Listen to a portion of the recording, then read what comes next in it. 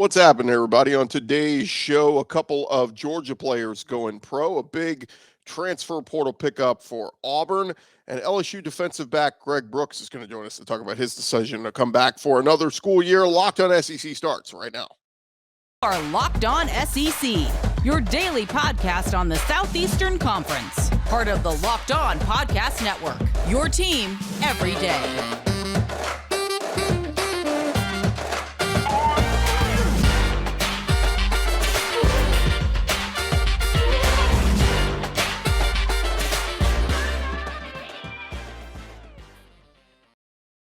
And what is happening, everybody? Welcome into Locked On SEC. It's great to have you guys along. Today's episode is brought to you by BetOnline. BetOnline has you covered this year with more props, odds, and lines than ever before. It is BetOnline. It is where the game starts. I'm Chris Gordy.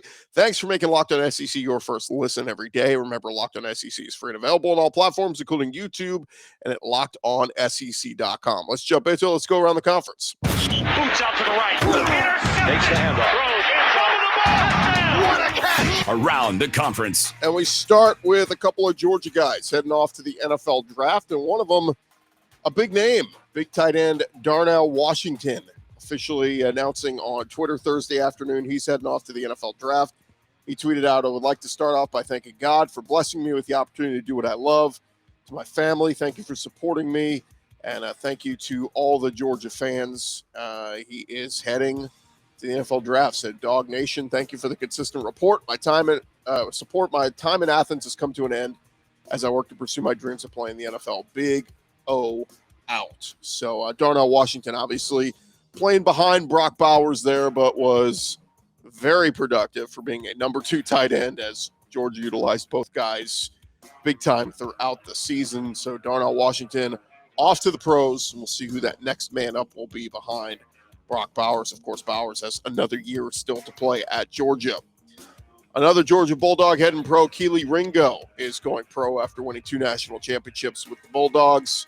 He missed 2020, his freshman year, due to offseason surgery, played in all 30 games for the Bulldogs the past 2 championship seasons, and was very productive, was recognized as the coach's freshman all-SEC team for a strong 2021 year.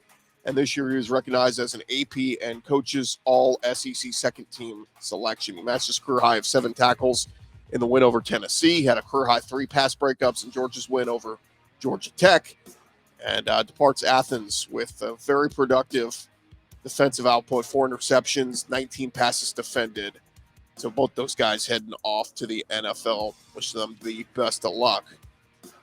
Over at Auburn, they are getting a big-time pickup from the portal from the SEC. Former Kentucky defensive lineman Justin Rogers announced on Twitter Thursday that he is heading to the Plains to go play for the Auburn Tigers. He played the last 3 years with the Wildcats, 33 games for Mark Stoops, had 60 tackles and 3 sacks. Coming off his most productive season in terms of tackles, 13 games. He had career highs of 35 total tackles, including 9 solo stops. And he is a big, big addition to Hugh Freeze's team that just continues to kill it on the recruiting trail. Really through the portal, not just the recruiting, but transfer portal. They've got tons of 3- and 4-star recruits coming into this team. And the rebuild of Auburn starts to take shape a little bit quicker than maybe people thought. I think Auburn is shaping up to be a very competitive team this year with all the pieces that they have added. Of course, got to figure out the quarterback spot. Will that be Robbie Ashford? But I like a lot of these additions they've added, and Justin Rogers is a big one to add to that defensive line for the Tigers. Over at Mississippi State, they've got a big made a big announcement in finding their offensive play caller for Zach Arnett's staff, Kevin Barbay. Recently, the OC and quarterbacks coach at Appalachian State. He will be the new offensive coordinator at Mississippi State. Ross Dellinger of Sports Illustrated reported the deal had been coming together, and Mississippi State coach Zach Arnett said in a statement, "Kevin is an innovative rising star in college football. He's an outside-the-box thinker with brilliant X's and O's. His offenses have proven to be creative, efficient, and explosive, and his attacking offensive philosophy will be an excellent fit for our program." He oversaw an App State offense that averaged almost 35 points a game. That was second in the Sun Belt behind James Madison. ranked inside the top 25 in FBS. They rushed for over 200 yards a game. That was second in the conference, 21st in the country. So, look, big time play caller there to come in and take over play calling duties in the absence of the deceased Mike Leach. But Will Rogers getting a chance to have a big senior season with a new offensive coordinator. We'll see what that means for him next year. One other Mississippi State note, former running back Catravion Hargrove has found where he is going to be heading in the portal. He announced on Twitter he is heading to the Memphis Tigers. So he saw action in 4 games in 2021. Didn't see much action this year as Dylan Johnson and Jaquavius Marks were the primary rushers for State this year. Over at Arkansas, one of their defensive backs is entering the portal after just one season with the program. Freshman Anthony Brown announcing he is entering the portal. He said, Arkansas will forever have a place in my heart. The fans are unforgettable. He's 6 foot tall, 180 pounds. Didn't see any action this year. Was a 3-star prospect. Over at LSU, Ovi Ogofu, edge rusher from Texas and Notre Dame. He has signed with LSU, he transferred to Texas prior to the 2021 season. That year, he had 42 tackles and 2 sacks. This past year, he had 53 tackles and 1.5 sacks. But before that, he was a member of Brian Kelly's 2018 recruiting class at Notre Dame. So he is reunited with Brian Kelly down in Baton Rouge. And we'll see if Ovi Ogofu is able to contribute on that pass rush category for LSU next year. They are losing a defensive end to the transfer portal after 2 years there. Xavier Carter, 6'4", 205 pounds, had 5 tackles and a sack this season for LSU. He is in the portal, so we'll see where he ends up. Over at Missouri, Eli Drinkwitz will lose a reserve defensive lineman, Daniel Robledo, announcing on Twitter he is entering the portal. He'll have 2 years remaining. Over at Tennessee, wide receiver Walker Merrill, he announced he is transferring to Wake Forest. Over the past season, he totaled 8 catches for the Vols with 116 yards. So best of luck to him over there in the ACC with Wake Forest. And a quick SEC note, Derek Mason, former longtime Vanderbilt head coach. We know after he was relieved of his duties at Vanderbilt, he went and served as defensive coordinator at Auburn for a year before last offseason leaving to go be the Oklahoma State defensive coordinator. Well, he's announced he's going to take a sabbatical from coaching. He put out a statement, said, I've been blessed during my tenure at Oklahoma State to work alongside Coach Gundy. I valued our time together and love you. I wish you all continued success in 2023. God bless. But he will be taking a step away from college football. So best of luck to Derek Mason and his time away. We'll see if he ends up back in the coaching ranks. So there you have it. That is the latest news going on around the conference. Coming up next, we're going to talk with Greg Brooks, LSU defensive back, coming back for yet another season of football at LSU. But first, want to remind you guys, this episode is presented by our friends over at BetOnline. BetOnline.net, your number one source for sports betting info, stats, news, and analysis. You can get all the latest odds and trends for every pro and amateur league out there, from pro football to college bowl season to basketball, World Cup. They got it all for you up there at BetOnline.net. It's always the fastest and easiest way for you to get all your sports betting information. You can head over to their website today. Do so on your mobile device to learn more. It is BetOnline. And again, all the NFL playoffs happening this weekend. They got all the lines covered that you need with all the info you need. If you want to get in on that action, you can take part. Go check them out. It is BetOnline, and it is where the game starts. Rolling along here, Locked On SEC, and we've been catching up with a lot of guys from around the conference, guys as they prepare for yet another year of SEC football. Some guys who are coming back. We had DK Joyner from South Carolina on last week, and joining us now, a guy who is an LSU Tiger coming back for another season for LSU. He is LSU defensive back Greg Brooks, and he joins us now. Greg, what's going on, man? What's up? You good? Just chilling. You Getting are through the days, man. you're a guy who's played 4 years of college football, and I want to go back a little bit. You're a Louisiana guy. You went to high school in the New Orleans area. I think some people might be a little surprised. You ended up going to Arkansas out of high school. What was LSU just not on your radar at the time, or what happened there? Throughout high school, LSU's recruit me and along with another whole bunch of SEC schools. But obviously it didn't work out that way. They backed off me and didn't offer me. So I just went to Arkansas, made the most of my opportunities, and came back home. And it's the best thing that I've ever made. Best decision that I've Well, ever made. Take me back to last season, because like you said, you played your first 3 years of college at Arkansas. Brian Kelly reaches out and says, hey, I'm the new coach at LSU. The transfer portal's here now. Why don't you come back home and play for LSU? Is that kind of how that conversation went? That's exactly how the conversation went. He said he wanted guys from Louisiana and that wanted to be a part of the culture. So it was an easy decision for me to make, and I'm glad that I made it.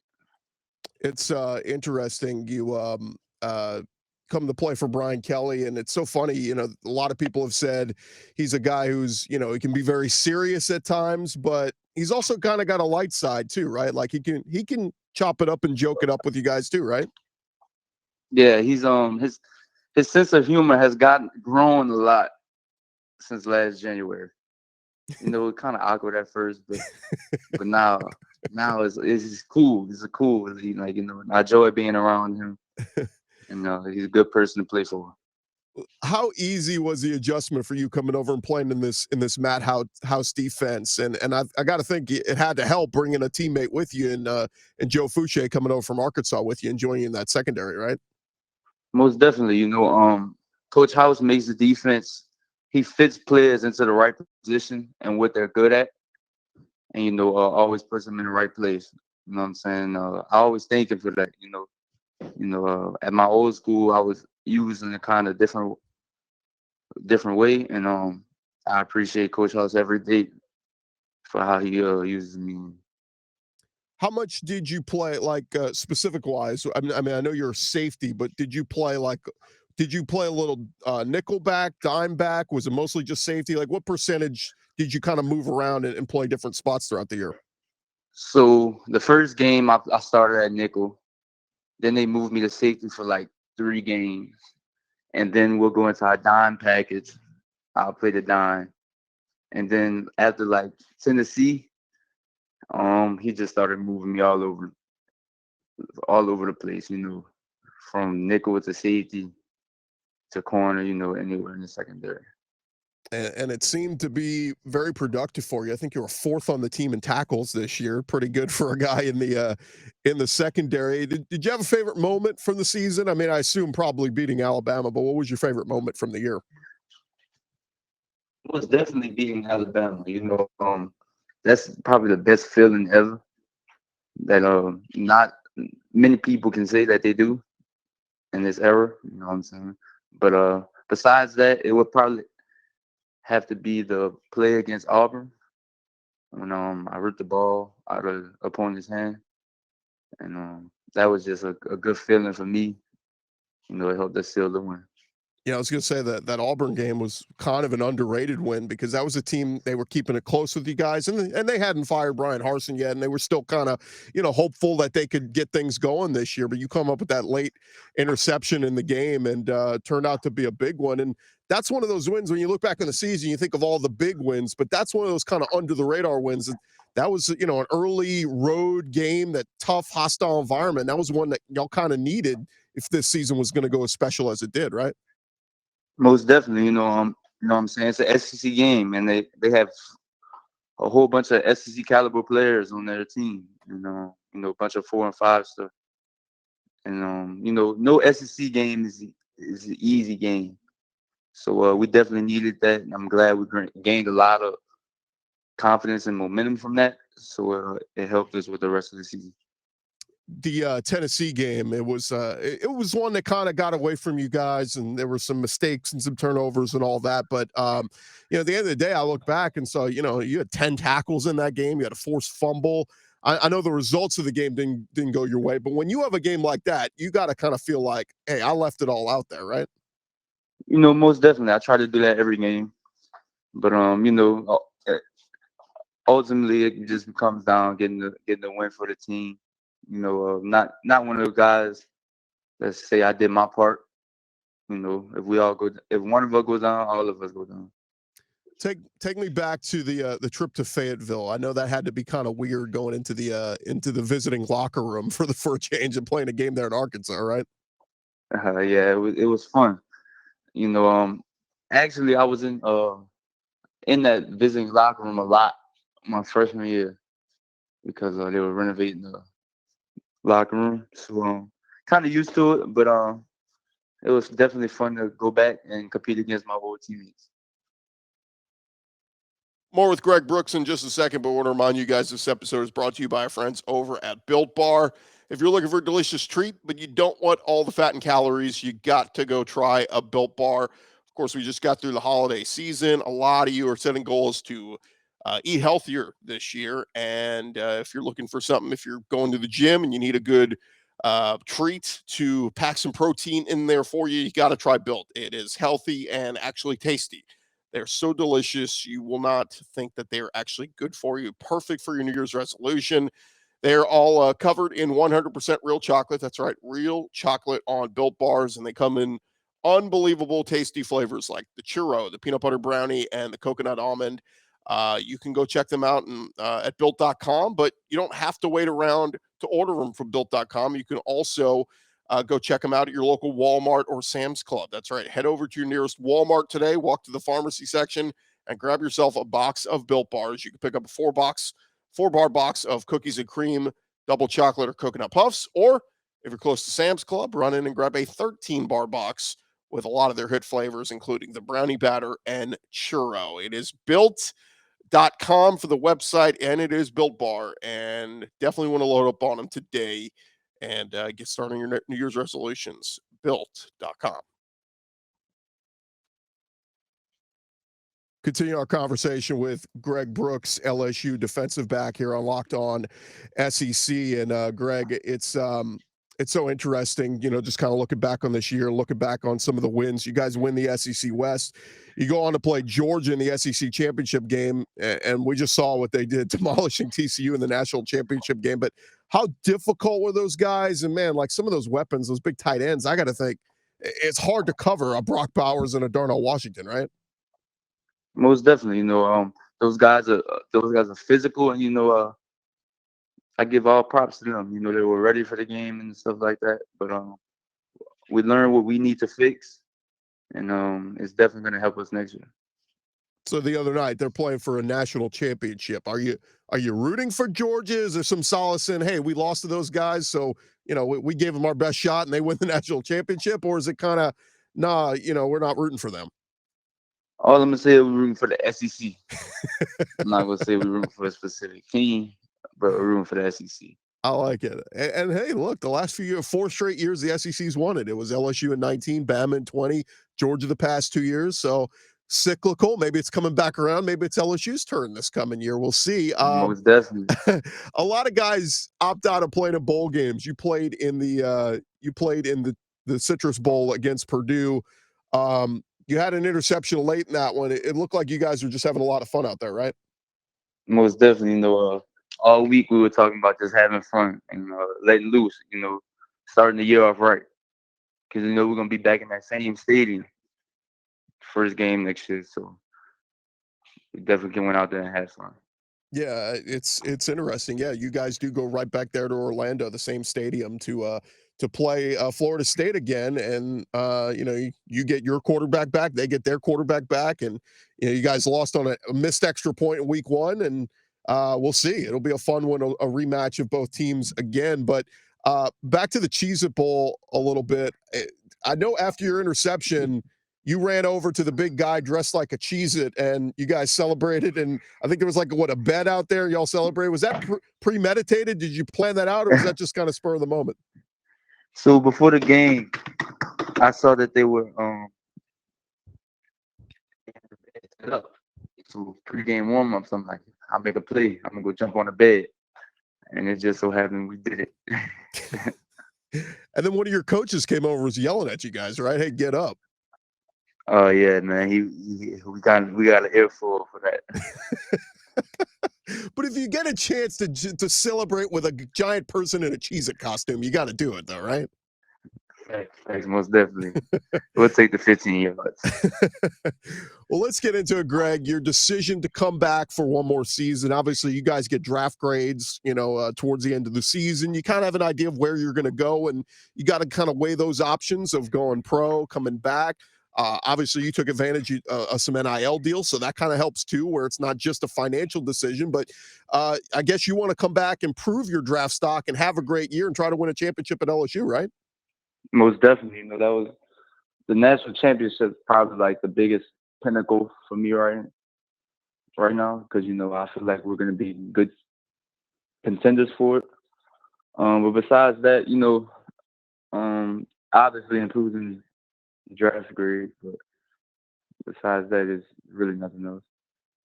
All right. So when you are not playing football, what is Greg Brooks doing? Really just chilling. I'm a guy that don't really talk a lot, go out a lot, or chilling, eating, playing the game. What's your favorite place to eat there in Baton Rouge? Raul's Deli on Highland. Or Chipotle. Those are I guess that's a good college student answer, because Raul's burgers are $7 and Chipotle's cheap. I was expecting you to say some steakhouse or something, but that's that's pretty funny. You're from New Orleans. What's the spot whenever you go back home? What's the spot you got to eat there? China Doll and New Orleans Food and Spirits. Okay. Both on the West Bank. You're a seafood guy, right? Are you a shrimp, catfish? What do you do? I'll probably have to go shrimp more than fish. Okay. But it's kind of hard because I stopped eating fried food. So you can't. You got to watch yourself. When you live in Louisiana, you can put on the pounds very quickly. And I guess with Coach Kelly, I talked with him during the summer, and he was sweating his butt off. And I'm sure it's pretty easy. It's easy to put on weight, but during the summer months, man, it's probably easy to lose weight too. Thanks, most definitely. All right, last thing for you, Greg. What's the last thing you watched on Netflix, HBO, whatever? What's the last thing you streamed or watched? Scott Pilgrim versus the World. It's kind of an older movie, right? Yeah, but it's a real good movie. Everybody should go check it out. Well, Greg, we appreciate the time, man. Best of luck to you this season. And, hey, man, we'll see. I'm sure we'll be hearing from LSU sooner rather than later next year. Best of luck in your senior season, all right? Most definitely. Appreciate you.